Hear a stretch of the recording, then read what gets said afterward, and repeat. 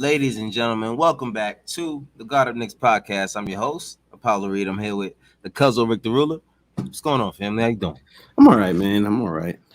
Um, Talk to me, man. You seem a little blue, like my background here. You know what I'm saying? I just think Indiana got a number. What else can you do? I was going to make that point at some point today. The Pacers, they won once again. They beat us 122 to 102. Out of the three times we've played them, this is the second time they won.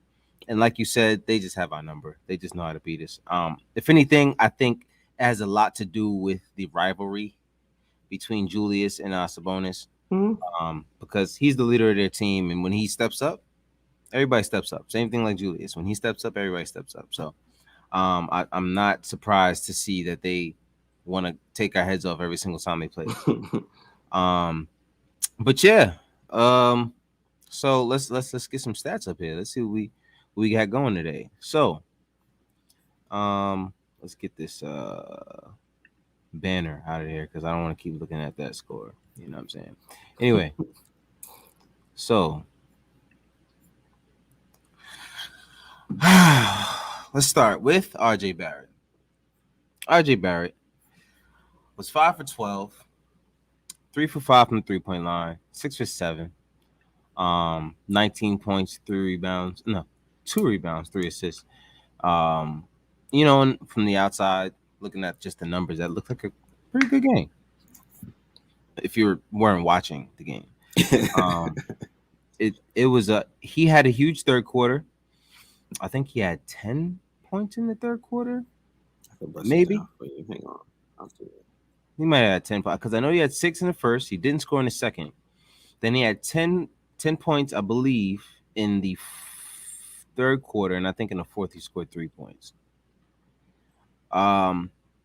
But the biggest number there is the negative 25 and the plus minus. And the same thing with Julius. Julius was 6 for 8, 6 for 18 from the field, 2 for 6 from three, 4 for 4 from the free throw line, 8 rebounds, 2 assists, and 18 points, 5 turnovers for a negative 22 on a plus minus. Those two together amounted for a negative 47 plus minus while they were on the floor. And that is outstandingly ridiculous. Especially for the guys who have the ball in their hands the most. Yeah. Fournier wasn't great either. He was a negative 15. It looked like at some point, you know what I'm starting to notice with Fournier? What's that? He feels like every time he touches the ball, he's supposed to shoot it. Well, Well, I mean, even when there's no shot, he's gonna well, find one. yeah. You know what That's I mean? another. Yeah, that's You know, another story. and I think that has a lot to do with the continuity. Dre alluded to a little bit when he said that last year. Shout out Dre, by the way. He's here in spirit because he's at work, so I'm sure he's watching it in frustration at this point. But yeah, he alluded to it when he mentioned the fact that Alfred Payton and Reggie Bullock, they actually deferred a little bit to Julius, or they kind of were okay not really getting the ball as much. I think to another extent, I think they also weren't going to go out of their way to look for their own shot. And I think that is what you're starting to see a lot with Fournier, and that takes a lot away from the continuity of the team at the times that he does it. When he's not making those wide open, especially when he's not making his shots. He ended up with 7 points, and he was 2 for 6. It's just, and he's forcing a lot of these shots in bad situations when a lot of times, you're starting to see everyone else just stand around and watch him. Yeah. And I don't think he's good enough for that, especially not given a 7 points. Who was also negative 15. He had 4 rebounds, 1 assist. I just would like to see a lot more continuity with this team. It's everything is just one pass shoot, one pass shoot. Um, RJ, he's not necessarily a one pass shoot guy. That's one thing that gives me confidence about him going forward. If that's where we're going to stay, is he's less of I'm going to look for my own shot kind of guy. And if he is gonna look for his own shot, it's not gonna be a fadeaway from the 3-point line. You know what I'm saying? He's gonna get to the basket and get to a high percentage basket. If he misses it, he misses it. But he's not gonna make selfish plays for risky baskets. That's not something I really see RJ do. But nonetheless, it was a terrible game all around. They played well offensively, which is odd. They didn't play terribly. I mean, they made some shots, but they just did not defend. And I think that's where the game was.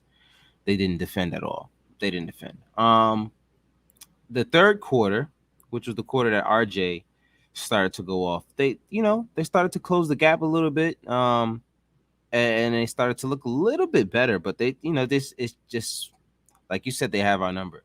I know you said that the third quarter was the main quarter you really got to watch. You had a pretty busy evening. But what did you see in that time that you can take anything away from?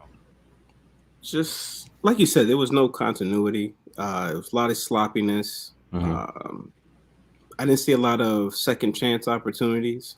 And just looking at the numbers, the third quarter was their worst quarter, which is something I thought they were trending away from. Right. Because the last two games, even though they won one out of the two of the last two games, not counting tonight, their third quarters were pretty decent. So today was a little disappointing seeing them score the least amount of points in the third quarter again. Yeah. But I don't know what it is. I don't know if they feel a certain way about Indiana and they're just trying too hard, or they're expecting. I don't know, man. It just I didn't see anything that I loved. Nothing. I really just want to say I wish that Mitchell Robinson would just learn how to fall. I mean, it's bad that he falls almost every play, but if you're gonna fall, at least learn how to fall. That fall last game versus the Spurs was just when he fell on his back. But see, that wasn't a fall. He was more. That it was wasn't more of his a fault. situation. He did fall. Yes, it wasn't his fault. It wasn't his fault, but it's just how he landed directly on his back. Yeah, that was. Come on, man. It's like he doesn't know how to fall. Right. He just fall whatever is going to at the peak of the fall, whatever is like leaning towards the ground, like that's what's still going to be there when he gets there. He's not going to try alterations. To adjust. He's gonna be like, this is what it is. Like, I'll deal with the pain later. Like, I don't get it, man.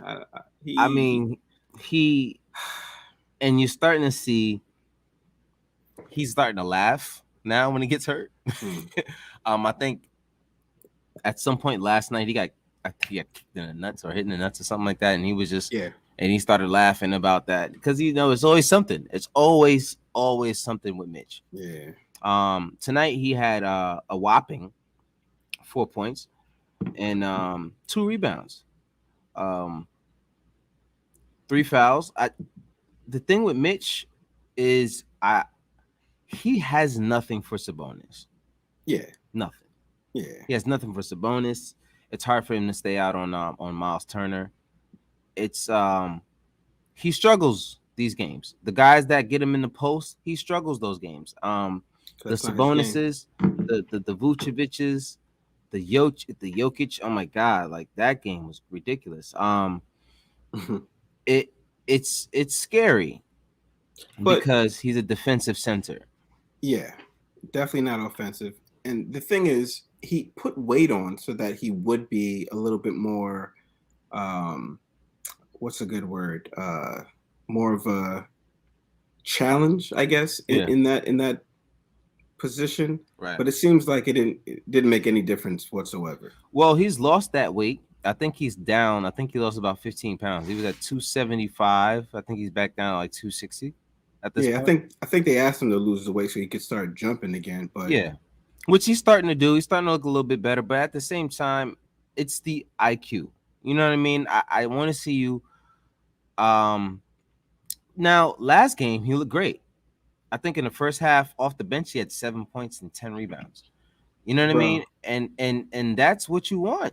It's just these games with these guys that are post centers, they take it to Mitch every single time. And I think they've learned over time that when you're a post player and you're dealing with someone who's a shot blocker, you're always going to win that battle because their natural instinct is to block the shot. And all you really have to do is just wait until they jump. And Right. Mitch, even when he stays down, he puts himself in bad positions sometimes. He doesn't balance it out. But I think I don't know, man. And then you're starting to hear these rumors about the Pacers, and they're going for a rebuild, and they're looking to trade Sabonis. They're fielding offers for Miles Turner, Sabonis, and Levert. And I'm like, this is the team that just bust their ass. They're just talking about they're trying to trade everybody because they're going for a rebuild, and they just not came in here and watched us. You know what I mean? Like Twice. that twice. And that now this is what I think about. What are we really, and what are we like locking ourselves into? And I have to think that there's no way that Leon Rose in World Wide West is cool what's going on Oh, of course at not. all. I don't think more than any other regime, they're way less patient than any of the guys that were there before them. So Yeah. I just think that at some point, something's gonna give. A trade is going to happen. It's already in I the would works. I wouldn't be surprised if after the trade happens and nothing changes, that a coaching change happens. Mm. Because I'm not suggesting that. Not suggesting. I'm just saying I wouldn't be surprised with the guys who are at the top of the food chain right now in Madison Square Garden, and how eager they are to win, and how they know we have assets and we're willing to change all of this shit up right now if we really want to. Hmm. Um, and I think it's something worth looking at some point, because we play these other teams and it's like guys off the bench that are just giving us 15, 20 every night. It's not like this guy just happened to have he's on a streak. Nah, the guy just had 7 the night before. And he's Hmm. giving you 25. I don't know. I just think something needs to happen, and very, very fast. And, Um and and I would go and say that the Knicks, they changed a little bit too much, and I know they thought it was going to be for the better. mhm. And I know you mentioned the people that are in charge of MSG. Yeah, they got stuff in the works. That I can guarantee. Yeah. But I feel like we went from a defensive first team slash mindset to a offensive mindset, and I just feel like we're lost. We don't, Yeah. and we mentioned this in other shows that their identity is a little bit of a mystery, and they're not playing well together. So it's they're struggling, and I feel like if we had the team that we had last year with a change of one person, Hmm.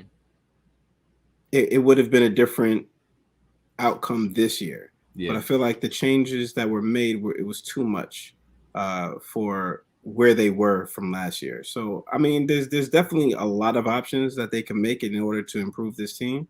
So I'm just interested in finding out which moves they actually make. Uh yeah, I would like to see at least 2 of those options, because this this is not fun. I posted on Twitter during the game. I said I've seen other teams lose and they're still fun to watch. You know what I Mm, mean? And I think even when we win, even when we were winning this season, a lot of it wasn't fun to watch, unless when you were watching the bench guys, mm. which is crazy. We have the most fun watching the Obies, the Quickleys, the Grimes, McBrides, Jericho Sims. We're not talking about any of the guys that's in the starting lineup. We even talking about Derrick Rose. He's not It's true. starting. Yeah, it's true. We're not excited about any of these other guys. And I Alec think that Burks, Burks maybe. and Burks just not ended up in the starting lineup. So maybe you'll hear a little bit less about Burks, because that's just how the nature of the beast. But The starting five all got negative plus minuses, right? yeah, it's bad. It's very, very bad. Um anyway, shout out to the chat. Jose, my man, always. I doubt Tibbs was behind some of these picks. I think, Oh, of course, definitely not. of course. To change two-way players from starting position To change two change players. two players from the starting position is too much. I Mm-hmm. think it was that, and I think also Tibbs, like you mentioned, Rick. I just don't think he knows how to be an offensive coach. Mm-mm.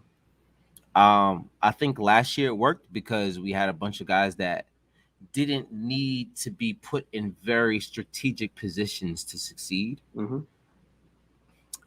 These guys do.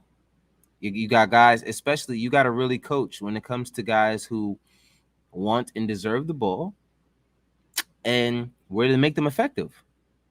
It's easier to run a system through two guys because you don't have three or four guys that can hit shots on different places and locations. Mm-hmm. But now when you get that, it's like you got to use them. What are you gonna do? And I think Right. Tibbs really struggles with and that's like I've been saying since the dawn of the signing of Tibbs. The offensive wrinkles is the only thing that I would always question because I know that he has one option. What happens to the second and third options? And are there off ball options happening at that same time? And that's what I'm looking for.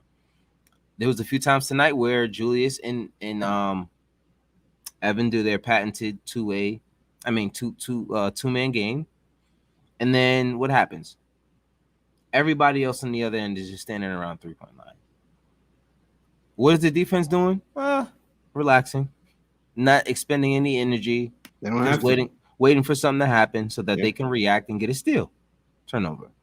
So I'm very frustrated with how we're playing. And I think Tibbs has to add. He has to change something up. He really has to change something up. Big Task at hand says this is bad. To say the Yeah, least. to say the least, this is bad. Jose said with Peyton and Bullocks, we had defensive dogs. Well, and not just that. Like we were saying before, um, they were defensive dogs, but they also didn't require that much on touches on offense. So you didn't have to worry about keeping those guys happy. They're Right. fine just spotting up at 3-point line. Because what are you gonna do when you put Bullock in a situation where he needs to get himself a bucket? Nothing. He's not gonna do anything. Probably So turn it he's gonna be over. very willing to give you the ball back, Julius. And That's why they did the two-man game so much. and Jose, you are absolutely correct. They were Mm-hmm. defensive dogs, and I don't take that away from them because they definitely helped us out. They were role players. They knew exactly Mm-hmm. what their role was, and there was no confusion in that. Yeah, yeah. And with that being said, I don't want them back. I No.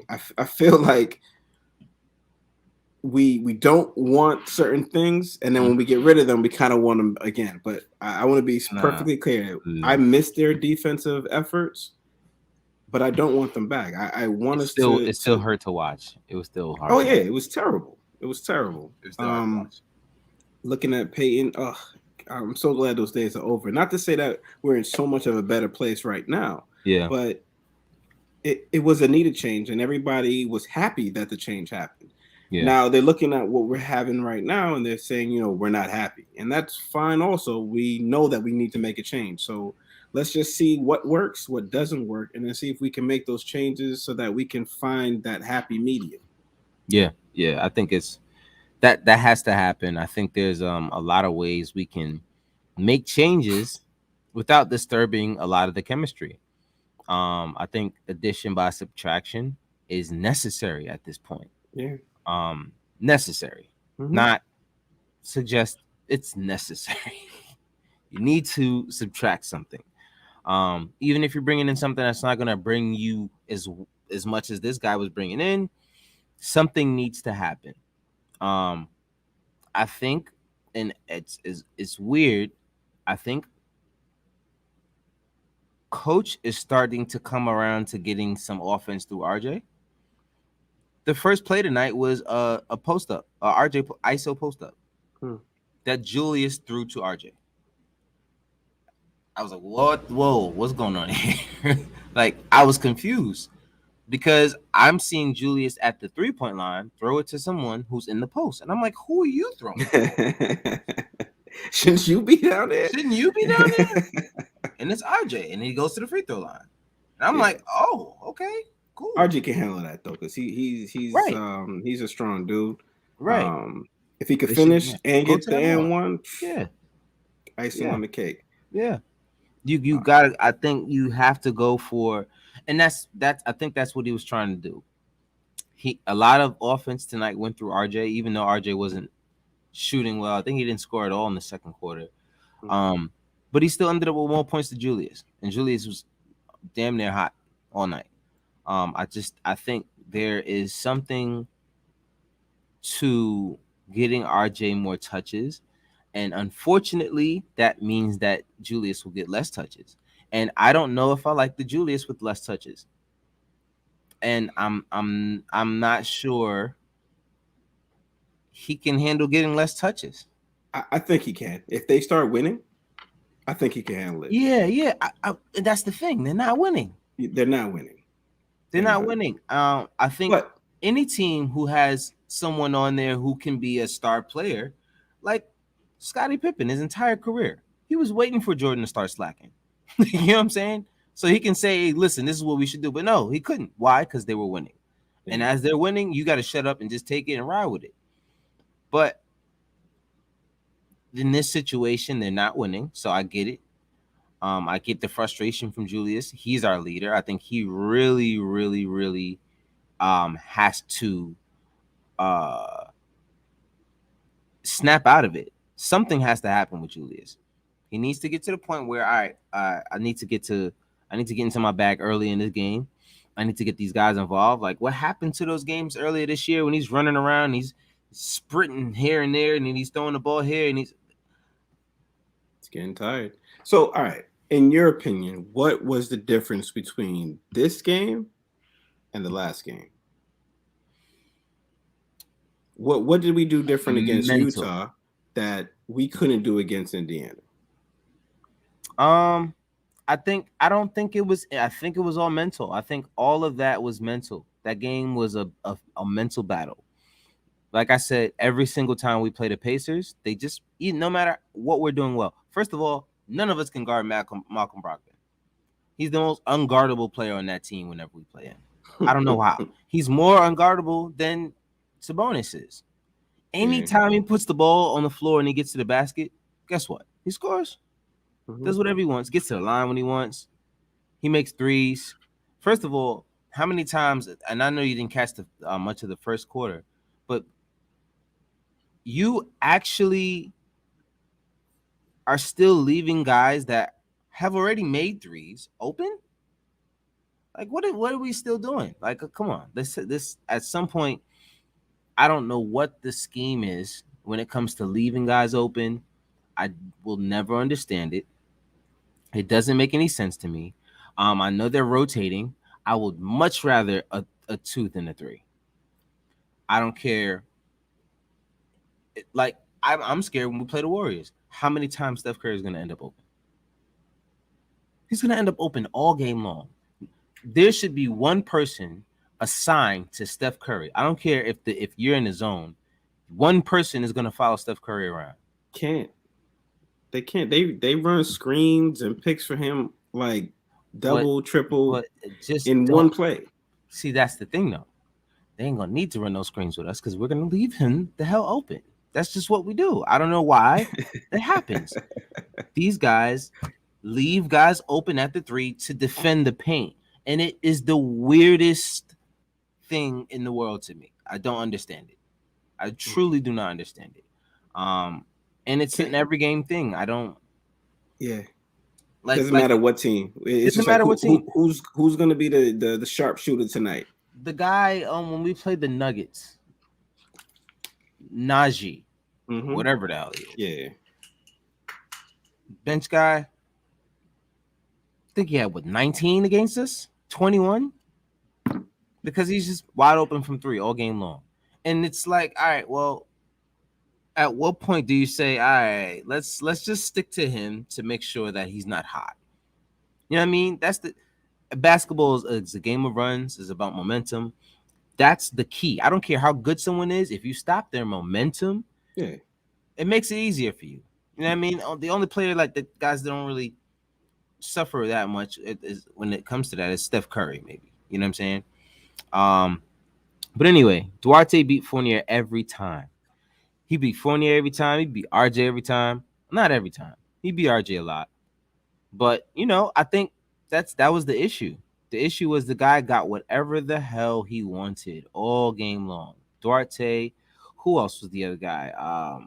Like I said, Brogdon getting whatever he wanted. Of course, the bonus he was charged up. Mm-hmm. Um, Turner, he shot an air ball. He can air ball too. Oh, I saw that. Yeah, I don't know what's going on with Turner. I think, but still had some crucial blocks. Just what he does. Mm-hmm. McBride on Curry, yeah, all game long. But that won't. Nobody could guard Curry. I mean, just It's to not be about guarding perfectly him. honest, It's not about guarding Curry. No one can ever stop Curry. that's what I'm You can saying. guard him. You can try to guard him, Oh well, right. No one's but going you to. can. But guard him though. Don't leave him open. Well, Just yeah, guard him. that's yeah. that's all I'm saying. When we play him, guard Steph Curry. I don't care if just guard him, bro. Don't leave him His, open.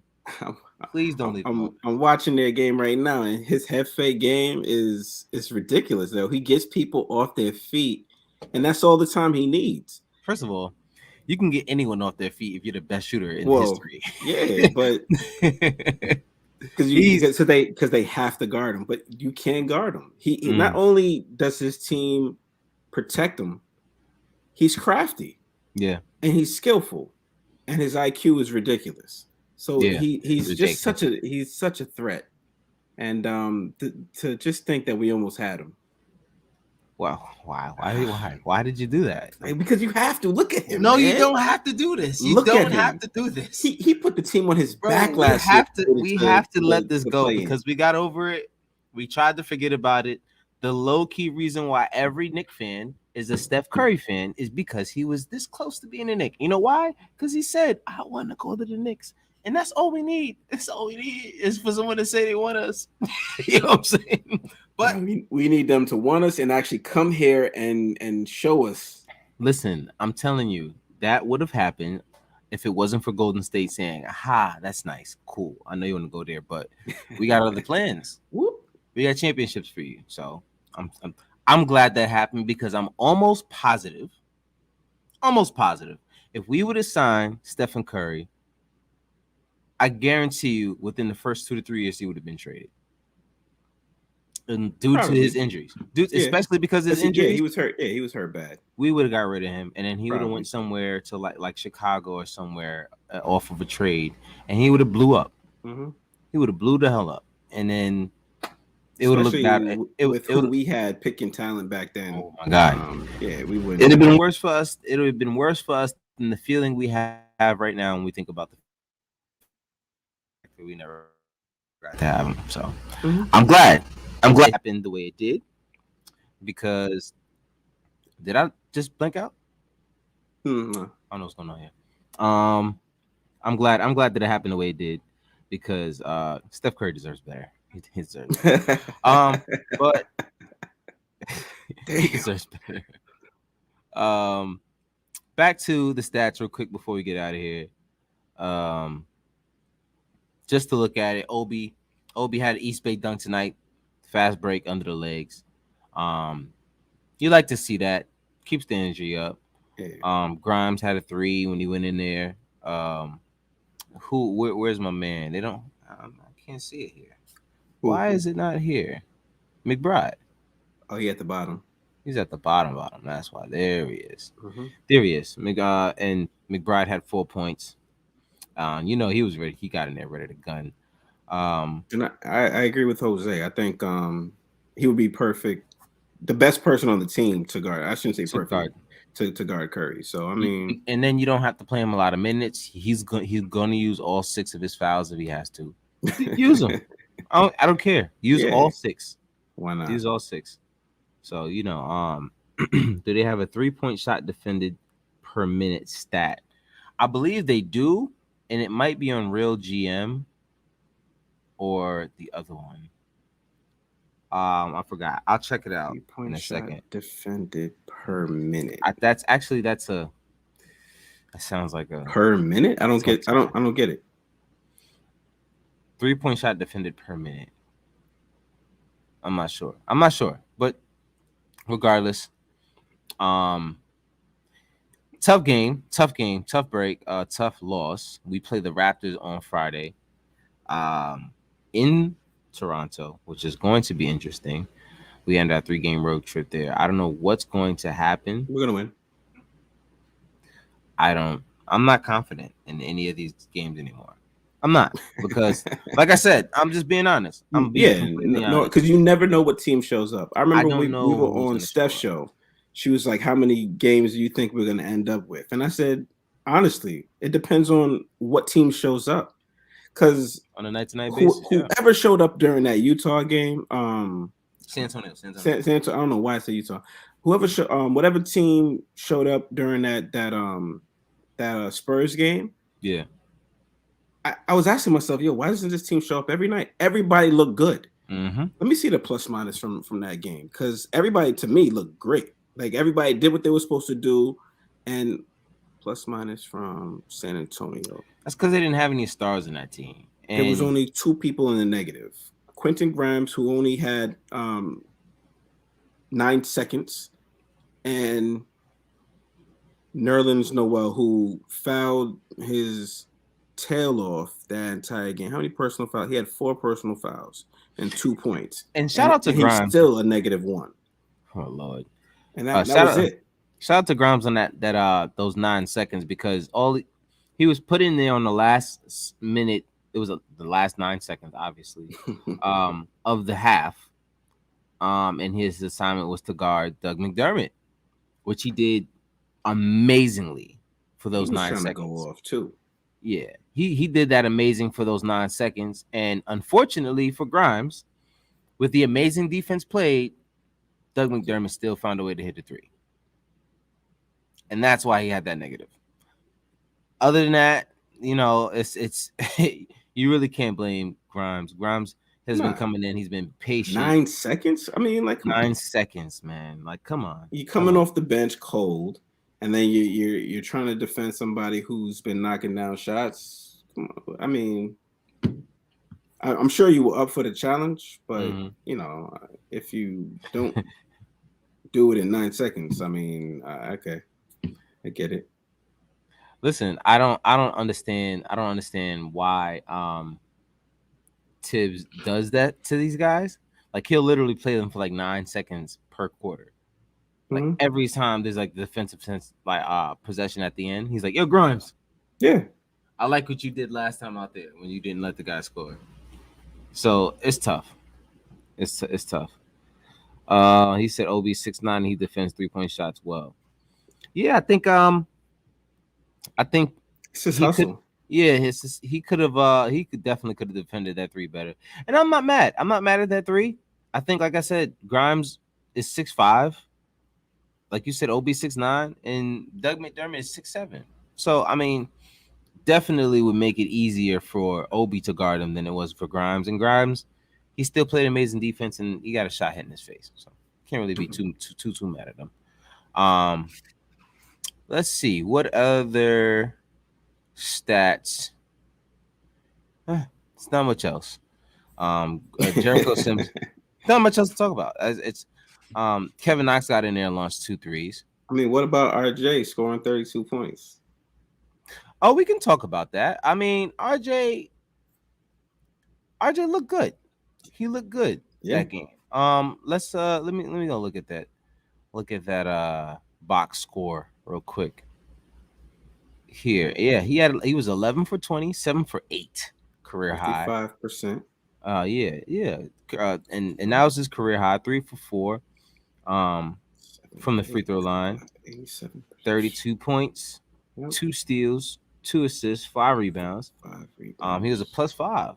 Yep. So he's learning how to, and the thing is, he did it in a very effective way. Spotting up, hitting open threes. He made 7 out of 11 of his made shots were the 3-point line. And obviously the other ones were clearly layups because and also the I think it was the first shot. His first shot of the evening was a beautiful wrap around towards the foul line. He just pulled up for a mid range, and it was water. And I was like, oh my god! Like, And that's wait, what we've been talking about, right? wait until that is just because DeRozan didn't always have that mid range. He didn't always have that mid range. He didn't always have that ball out. He didn't always have that ball handle. I remember when he was going through that drive every single year to be better, and this is what he turned into. Only thing about DeRozan, he's not the greatest defender, and I think he's more of a score first guy. I think what's going to help RJ is the fact that he's such a team player and he makes the right team play here and there. I think that's going to be something that gets him into a lot of best player conversation, depending on not of the league, but depending on the matchup, depending on that night. Because RJ there's just things that he does, the intangibles that are just, the guys that are in the league. I don't see Julius making a lot of plays that RJ makes at 21 years old. Mm-hmm. You know what I mean? And that's something that is very telling to me. But anyway, Friday we play the Toronto Raptors at home, or at their home, which should be a very interesting game because the last time we played them, they smacked us. They defended us very, very, very well. And I'm hoping that the Knicks guys take it to heart and remember it. Then we play on Sunday the Milwaukee Bucks. That's it. Another tough one. Yeah. And then Tuesday, a week from today, we're going taking to an L. Taking an L. I'm just kidding. We're gonna beat the Golden State Warriors. I'm gonna tell you that. I don't know how we're gonna do it. They're the hottest team in the league right now. We're gonna lock them on the bus. That's how. Yeah, lock them on the bus. Outside, you're gonna put some ice outside of the tour bus, and just come outside and start slipping. They gonna have Toscano, whatever his name is, running point guard. And then we got some winnable games. We're playing the Rockets, Celtics, Pistons, Wizards, Hawks, Timberwolves, Pistons, Thunder. Like, we have to take advantage of these games. We're not playing any high caliber teams in here outside of the Hawks. You play the Pacers again? How many times you playing that's them? the last time. That's the last time we're playing them. Sheesh. The last time we're playing them. And then yeah, think about it. We got to play the Nets 3 more times this year. We've only played them once. But we step up when it comes to the Nets. They don't. I mean, they may beat us, but they don't have our number. Right. Not like that, man. I think Julius is just like, yo, he's like blinders on. He's like, yo, we're gonna take New York out. I mean, Brooklyn out. First of all, he needs to braid his damn hair again. I don't know what's going on with Julius. That fro, I'm getting sick of it. We went through it last year. He braided his hair. We started winning. We went on a win streak. It was like 17 wins or something like that. You got to come back home. They still on the road. Man, you can call somebody, bro. It was only a 3-game road trip, bro. Like, come on. You had to be ready for the road trip. You know this road trip is coming. It's true. But did you see, even after that win, he was still complaining with the refs after the game? Yes. He's still doing it. Pudge, nice. And I was shout out Pudge. My bad, Pudge. He had a nerve. But I'm like, please pan back to Julius Randle. And of course they didn't. But I'm like, what can you possibly be complaining about? I guess for next time, I don't know. You don't think the other team had anything? Dapping up the other team, everybody celebrating. And you up there talking to the refs. Like, what are you doing, bro? Oh my god, bro. And it's frustrating, man. That's not gonna make us a winner or a loser, but what it does is it ruins chemistry. 1, Number 2, it brings us unwanted attention from the refs, and that's something we already are struggling with. We're already struggling with the refs, so don't add any fuel to the fire. Please, just stop. Let me see. Just run through the chat. He says, Jose said, I wish RJ had a little bit more ups. Yeah, he's a little heavy, I'll say. I'm not gonna say he doesn't have ups. I think he does get up there when he wants to, especially when he's a 1-foot jumper. When he jumps off 1 foot, he gets very high. But when he takes those long strides, like he only gets as high as a layup. Like it's kind of weird. But when he's like downhill, that's RJ's game. I think once he has a coach, or once Tibbs teaches him or puts the plays, implements the plays that allow RJ to get downhill more often, I think that'll be a game changer for RJ. He's not the kind of guy who's going to go out there and freestyle the best plays. Not every player is like that. Not every player is like that. So it is what it is. Tibbs putting grabs for Obi for 9 seconds. Until we take Fournier out of the starting lineup, we won't beat the Warriors of the league. I mean, imagine that. The two guys we signed in the offseason and now are out of the starting lineup. Could you imagine that? I don't even think they want any more negative publicity. They might not. They can't let that happen again. They're like, listen, bro, we're but good. He's out there. He's speaking positively about it. He was like, "Yo, I could be pissed. Yeah, but, I want to be a role model. Yeah, but yeah, some of these guys look up to me, so I want to be there for my team." I mean, he's saying all the right things. So I mean, I don't think it's negative publicity. I think it's smart. We saw that there was an issue, and we handled it. Yeah, and it is what it is. It is what it is. Get these last few comments and then we're out of here. He said if they had Kyrie, we would be in trouble. He's talking about I believe he's talking about the Nets. Nets, for sure. Definitely. Randall is really strong. What's strong? But they have Kyrie and they're in trouble. How exactly. Like that? There you go. Yes. Like that. If they had Kyrie, they'd be in trouble, but they got Kyrie and they're in trouble. And they don't, in the same vein, they don't have Kyrie and they're in trouble. There you go. It's kind of weird. They're man, that pendulum. Anyway, so and signed unnecessarily. It could have been us. Man, and I said that when it happened. I said we dodged the bullet. I don't know how, but we dodged the bullet. Signed unnecessarily. Who was signed unnecessarily? Both of the guys that we're talking about. Who, Evan? Evan and Kemba. I don't think Evan was unnecessary. Like if you were going to replace Bullock for like that wing shooter, I mean that's kind of what he does. So I mean it kind of seemed like a good idea. It didn't work out. I think Evan was a good signing. I don't think he should have been the main signing. You know what I'm saying? I think he ended up being the guy we picked because all of the other guys we wanted just weren't options anymore. Didn't want to come here. Yeah. So it is what it is. Thank y'all. If y'all in the chat, please, if you made it here, do me a favor, hit that like button. I know I don't like to come through and watch anyone talk about the Knicks. And not just us when we lose. And I get it, especially when we lose the way we lost tonight. It was very, very frustrating. It would have pleasured me to turn the game off and walk away tonight and go to sleep. And I'd have been fine. Yeah. But I got a show. I got to be here for you guys.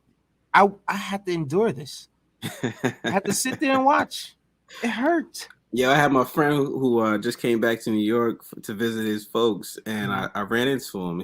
I was wearing a Knicks hat. He was like, "Yo, you still into the Knicks?" I was just like, "Man." And I can't even say nothing. I can't even be like, "Yo, this year, we gonna make it as far as possible." When we just lost our 500 spot, so I'd have been like, "Yo, it's nice. It's a nice hat." And this is the biggest point, man. End the show up there. You can't make it any bigger point than that. You got away from who you are, a defensive team. Tom Thibodeau works great with guys who know how to figure it out offensively, and he'll make them figure it out defensively. Mm-hmm. That's what he did in Chicago. A lot of those guys, they especially when you had Derrick Rose in his prime, what did you have to figure out? Yeah. Give him the ball, move out the way, or make it work, pick and roll, and he was gonna get downhill. That's how you get MVP. You know what I'm saying? So it's unfortunate that right now we're in a situation where Tibbs is kind of struggling with these guys. He's kind of struggling, and it's not that he's bad. I'm not saying he's a bad coach or we should get rid of him. He's struggling. That's it. Mm-hmm. The coach is struggling, and it's okay to mention it. The same way we mentioned when RJ is struggling, we've been mentioning all season when Julius is struggling. The coach is struggling, and something And has to that's happen to fair. help him. Yeah, it's That's fair. fair. When we had Coach D'Antoni, he was offensive first. Yeah, We couldn't buy defense for the life of us. So I couldn't mean, buy anything. it's Yeah. just how they are and what they're given Mhm. and what they're working with. So he's struggling with who he has. He has offensive players. He can't get them to go. So I Yeah. mean, I get it. I don't blame him. Yeah. And that's another great point here. Coach is struggling to get Fournier out. It's an athletic league. Yeah, man. It's hard unless you're a lights out shooter. It's hard to keep you in the lineup Hmm. and have you playing a lot of minutes because, like you said, you got to get out, you got to run the fast break, you got to play defense. Uh, and right now, the only thing we know Fournier can do for sure is hit shots. He hasn't proven us that he can be a great defender. I mean, he's a pest a little every now and then, but he's usually a revolving door, and it's pretty bad. But it is what it is. But that's all we got. That is all we got for you guys tonight. Um, sorry about that. We play the Raptors on Friday. Hmm. Milwaukee Bucks on Sunday at 12 p.m. Please, y'all. Home. Home game. We play them at 12. Don't wake up at 12:30, 2 o'clock. Like, yo, we got a game today. Yeah, the game's over. The game is over. So catch the game. Be responsible. You know what I'm saying? Set an alarm. You know what I mean? I'm not sure exactly, but we'll probably be on at some time Sunday. And that's it. Oh, we got bells. That means it's time to go. See, Time to go. hit the chime. Hit the chime. But that's it, man. If you're in the chat, please do me a favor. Pay us with a like. Subscribe. Tell a friend to tell a friend. And that's all we got, man. Rick, you got any final words? I'm good. Good, man. Hopefully I won't be feeling blue next time we're on here and we get We'll a win it in the dub. next game. We'll win it in the next way. We'll win the next game. We We got got we got to to. win. We got to Yeah. win. We got to get them some payback on their home floor, and it's about time we do that. But that's it, man. Thank you guys for tuning in to the God of Knicks podcast. Once again, I'm your host Apollo Reed. This is Rick the Ruler. We out of here. Peace.